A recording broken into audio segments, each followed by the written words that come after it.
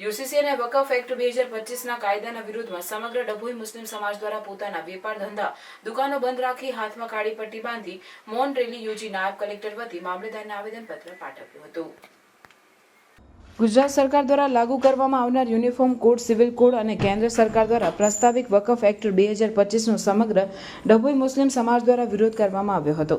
આ કાયદાઓની વિરુદ્ધમાં મુસ્લિમ સમાજે શાંતિપૂર્ણ રીતે અવાજ ઉઠાવ્યો હતો। ડભોઈ શહેર કાજી સાહેબ સૈફુદ્દીન સૈયદના નેતૃત્વ હેઠળ ડભોઈ શહેર મુસ્લિમ સમાજ બિરાદરોએ શાંતિમય રીતે પોતાના ધંધા વેપાર રોજગાર બંધ રાખી હાથમાં કાળી પટ્ટી બાંધી શહેરના જુમા મસ્જિદથી લાલ બજાર ટાવર થઈ આશરે 2 કિલોમીટર લાંબી મૌન રેલી યોજી મુસ્લિમ બિરાદરો આગેવાન હજારોની સંખ્યામાં મુસ્લિમ સમાજ દ્વારા ડભોઈ તાલુકા સેવા સદન ખાતે નાયબ કલેક્ટર કચેરીએ નાયબ કલેક્ટર વતી મામલતદાર પીઆર સંગાડા અને મુસ્લિમ અગ્રણીઓ ઇબ્રાહીમભાઈ ખત્રી, કડિયા જમાત પ્રમુખ લાલાભાઈ હાજી, ઇબ્રાહીમભાઈ મહુડાવાળા, સઈદભાઈ લોટવાલા, વકીલ આરિફભાઈ મકરાણી, જુનેદભાઈ શેખ, વકીલ જાવેદભાઈ પઠાણ, વકીલ યાકુબભાઈ દિવાન, મૌલાના ગુલામ નબી, અશરફી હાફિઝ, ઇલિયાસ અત્તરવાલા, મકબૂલભાઈ મુલ્લા, યુસુફભાઈ ફાત્યા, આઈએ હકીમે આવેદનપત્ર આપી જણાવ્યું હતું કે હાલમાં કેન્દ્ર સરકાર દ્વારા વકફ બોર્ડના નવા કાયદા અને ગુજરાત યુનિફોર્મ સિવિલ કોડ લાગુ કરવાને લઈને ફેરફાર કરી બિલ સંસદ પસાર કરી નવો કાયદો બનાવી રહે છે, જેને લઈને મુસ્લિમ સમાજમાં રોષ ફાટી નીકળ્યો છે।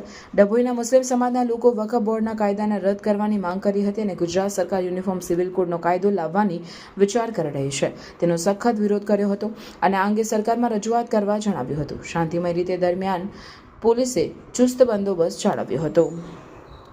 યુસીસીના કાયદા બાબતે આપવામાં આવેલું છે।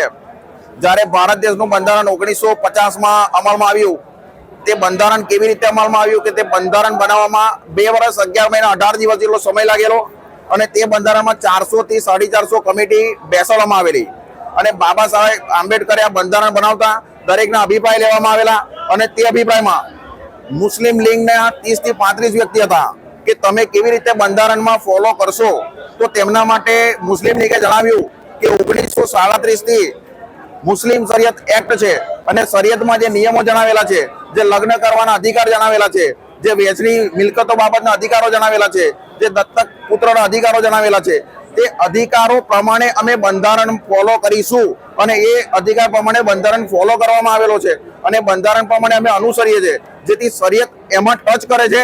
તે માટે આ યુસીસીના કાયદાનો સમસ્ત મુસ્લિમ સમાજ વિરોધ કરે છે। આ કાયદો લાવવાથી કોઈ ફાયદો નથી, જેથી આ કાયદો રદ થવો જોઈએ। પ્રજાની સુખાકારી માટે કાયદાની સ્થાપના થતી હોય છે। આ કાયદો પ્રજાની સુખાકારી માટે નથી, જેથી સમસ્ત મુસ્લિમ સમાજના આગેવાનો થકી આજરોજ અમે મામલતદાર કચેરીમાં તેનું આવેદનપત્ર આપવામાં આવેલ છે। ધર્મના બંધારણ એ અમારા બંધારણનો હક છે। આર્ટિકલ 24, 25 અને 26 ત્રણેયમાં ધર્મ નિરપેક્ષતા અને ધર્મને અનુસરવાની છૂટ આપેલી છે। આ અમારી લોકો અમારા પર તળાપ મારી રહ્યા છે, તો મુસ્લિમ સમાજ આનો વિરોધ કરી અને સમાજના તમામ આગેવાનોએ મામલેદારશ્રીને સંવિધાનની કિતાબ આપી અને આ સંવિધાનનું રક્ષણ થાય તેવી આશા સાથે એમને આવેદનપત્ર અને સંવિધાનની કિતાબ આપી છે।